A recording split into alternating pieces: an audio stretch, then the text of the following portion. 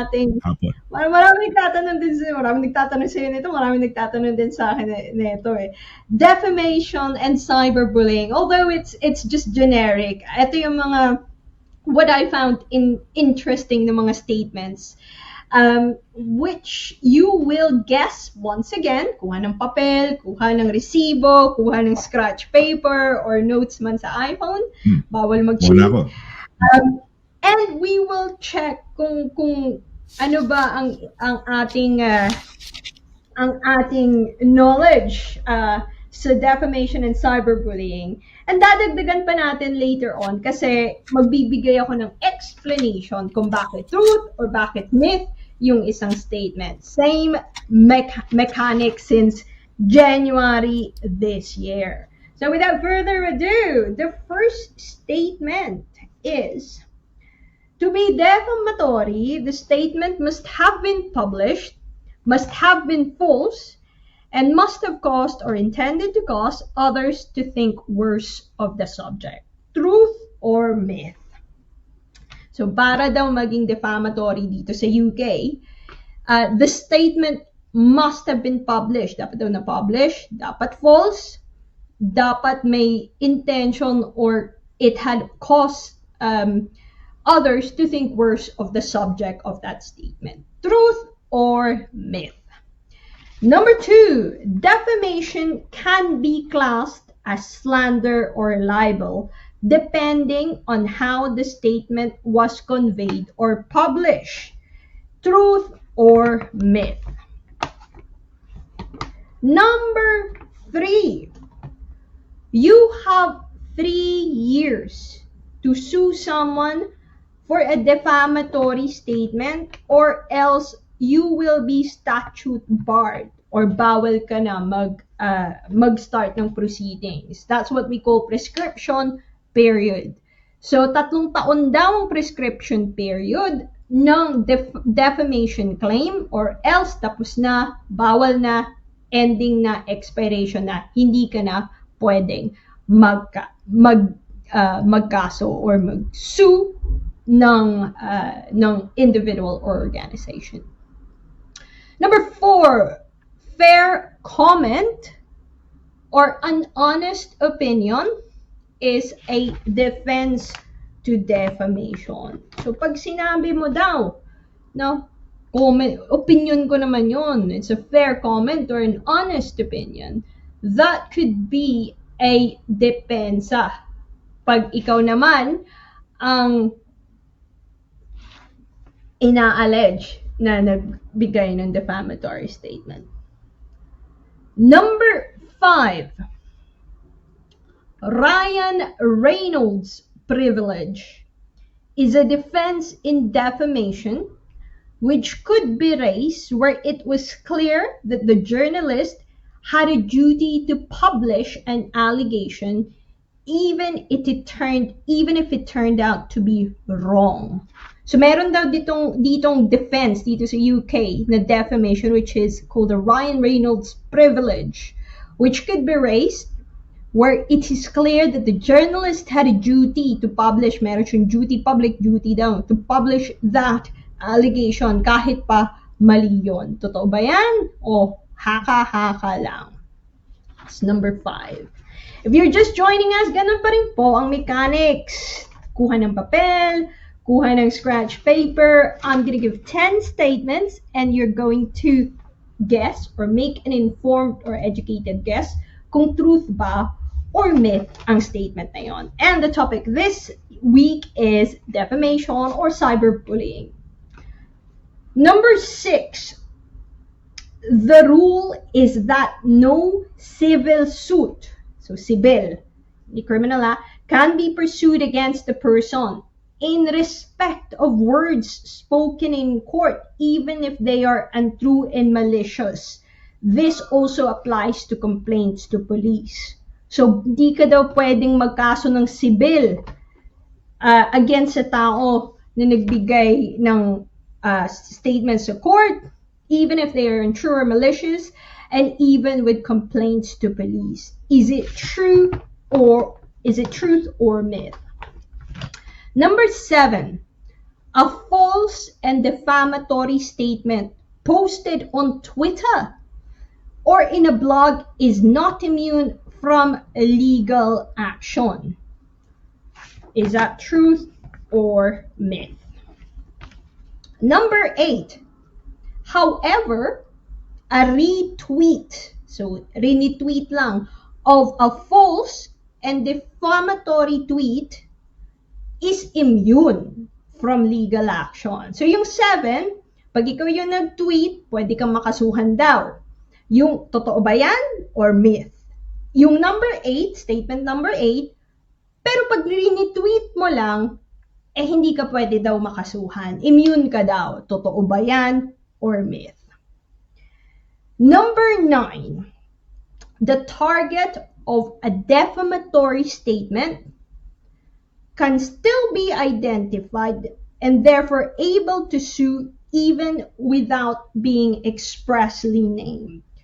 So if the target of the defamatory statement can be identified, even without being expressly named, they are able to still sue you for defamatory statement. So kahit blind item daw po yan, kung sobrang obvious na ito yung miniminyo na tao, then they are still able to sue. Is that truth or myth? Okay.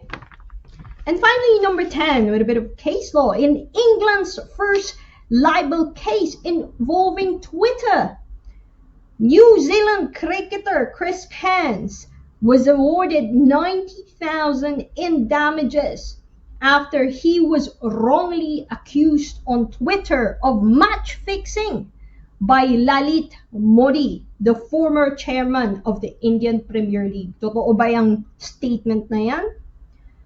Right, very quickly, we will go through the 10 statements again and huhulaan nyo po, truth or myth, itong mga statements regarding either defamation or cyberbullying. Number 1, to be defamatory, the statement must have been published, must have been false, and have caused or intended to cause others to think worse of the subject. Truth or myth? Number 2, defamation can be classed as slander or libel, depending on how the statement was conveyed or published. Number 3, you have 3 years to sue someone for a defamatory statement before you get statute barred. So, yung expiry date mo bago bawal na deadline to sue for a defamatory statement is 3 years. Is that truth or myth? Number 5, the Ryan Reynolds privilege is a defense in defamation which could be raised where it was clear that the journalist had a duty to publish an allegation even if it turned out to be wrong. Totoo ba yan o haka-haka lang? Number 6, the rule is that no civil suit or civil action can be pursued against a person in respect of words spoken in court, even if they are untrue and malicious. This also applies to complaints to police. That is true or myth. Number 7, a false and defamatory statement posted on Twitter or in a blog is not immune from legal action. So kung ikaw ang nag-post ng defamatory statement sa Twitter, kahit Twitter lang daw, hindi ka daw immune. Wala kang immunity from legal action. Number 8, however, a retweet of a false and defamatory statement is immune. So pag nag-retweet ka, immune ka daw from legal action. Kung retweet lang yon. Totoo ba or hindi? Number 9, if the target of a defamatory statement can still be identified even if they are not named, they are still able to sue. So kahit blind item yan, but if they can still be identified without being expressly named, they are still able to sue. truth or myth. And number 10, in England's first libel case involving Twitter, New Zealand cricketer Chris Cairns was awarded $90,000 in damages after he was wrongly accused on Twitter of match fixing by Lalit Modi, the former chairman of the Indian Premier League. Right. Answer portion na. Let's check kung ano yung ating ating grades this week. Number 1. To be defamatory, the statement must have been published, must have been false, and of course, or intended to cause others to think worse of the subject. That is true. That is indeed the definition of defamation in the United Kingdom. And a little sort of an expansion on that one is it should cause serious harm. So how to evidence that? Either loss of income, loss of reputation, yun nga, cause others to think worse of the subject. So a serious harm to the reputation evidenced by either financial losses or other evidence providing the same. Number 2, defamation can be classed as slander or libel depending on how the statement was conveyed or published. That is true. So defamation is yun yung umbrella term. Pag libel, published siya. Pag slander, verbal siya. So libelous statements are those that are published. Slander are those that's verbally said. So that is true. Number 3, you have 3 years to sue someone for a defamatory statement before you are statute barred. Is that truth or myth? That is a myth. You only have 1 year from the date of publication. So very, very short lang ang inyong prescription period. Unlike 6 years for contract, 3 years for personal injury or clinical negligence. Defamation, 1 year lang po tayo. 4, fair comment or an honest opinion is a defense to defamation. That is true, and that is probably one of the most, truth, fair comment, or honest opinion are some of the usual defense to defamation.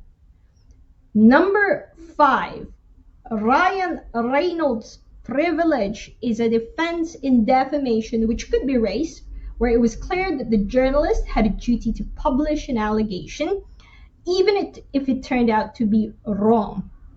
That is a myth, but only because meron tayong trick question. Hindi po siya Ryan Reynolds' privilege. It's just called Reynolds' privilege, and it doesn't involve Ryan Reynolds at all. It involves Albert Reynolds, who had been the Taoiseach, I hope I pronounced that correctly, or the Prime Minister of Ireland, until a political crisis in 1994. So the story is the Times, here in the UK, had published an article, or Times in Ireland had published an article in Ireland to the effect that Reynolds had misled the Irish Parliament. The article was then published in the United Kingdom. However, the UK version omitted an explanation that Reynolds had given for the events, which had been printed in the original article. So dun ang galing yung Reynolds privilege. In that particular case, hindi naman dito lang nagbigay ng guidance yung ating Supreme Court or the House of Lords then, which is the 10 criteria which could use the Reynolds privilege. So amongst them, ang kanilang binalance is the freedom of expression of the media on all matters of concern.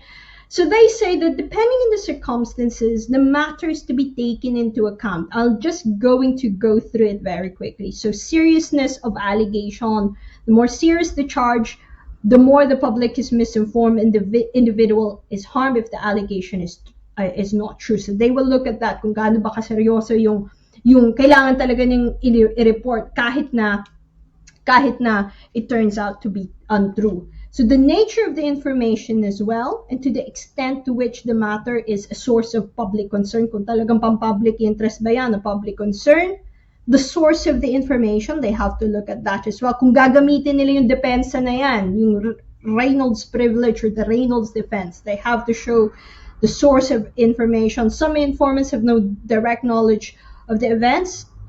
Some are paid for their stories, so that's what the guidance says. Number 4, steps to take taken to verify the information. Number 5, the status of information. Number 6, the urgency of the matter. Baka kailangan na talaga malaman ng publiko, kaya kailangan talaga ngayon na sabihin ng journalist kahit probably hindi pa hinog ang kanilang pag-fact check.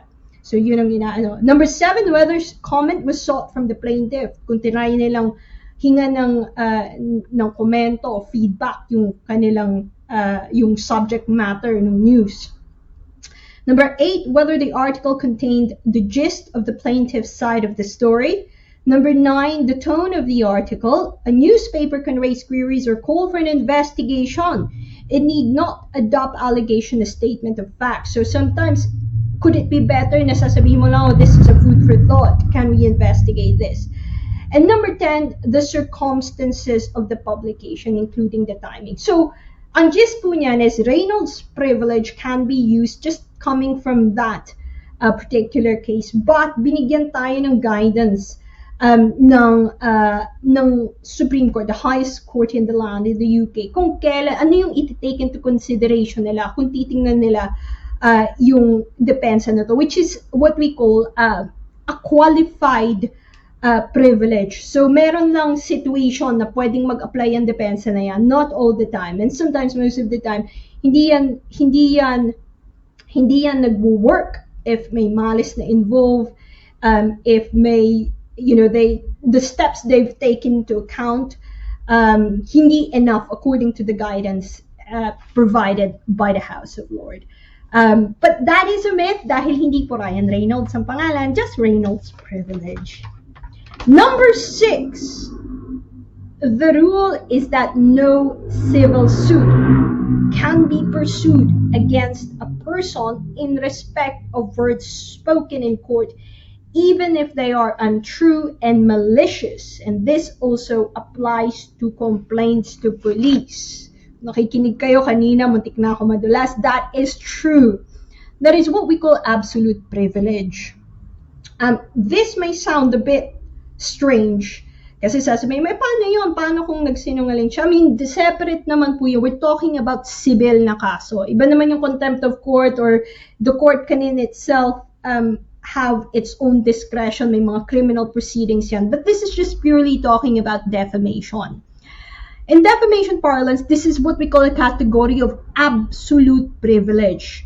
The courts have held that it applies not only to evidence given on stand, but also words set outside of court as part of investigation of crime, including complaints to the police. So, a sample case without breaking confidentiality is there's a sexual assault allegation, pumunta sa police. So, hindi naman sinabi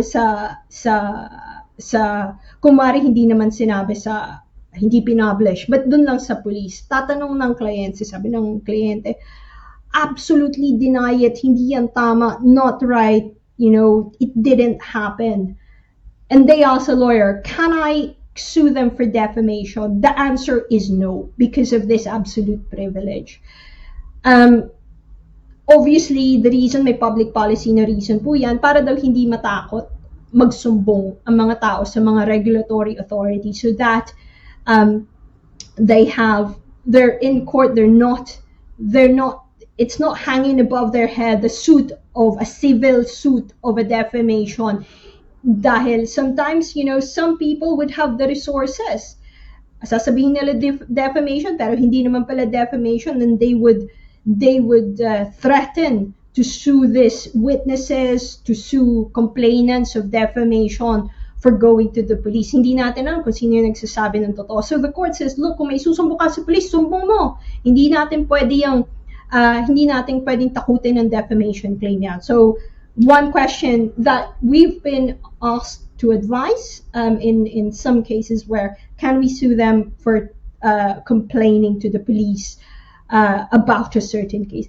Iba naman po yung kapag hindi na patuloy na, so may abuse of the court process na. So that's a separate naman. Halimbawa, 5 o 10 beses na nagsusumbong sa police. It could potentially be a harassment case, but that's separate. So it's a case-to-case basis. Pero the fact na, if you're asking me directly, somebody went to the police, nagsumbong, sabi, sexual harassment daw, hindi po totoo, and pwede ba silang kasuhan ng defamation?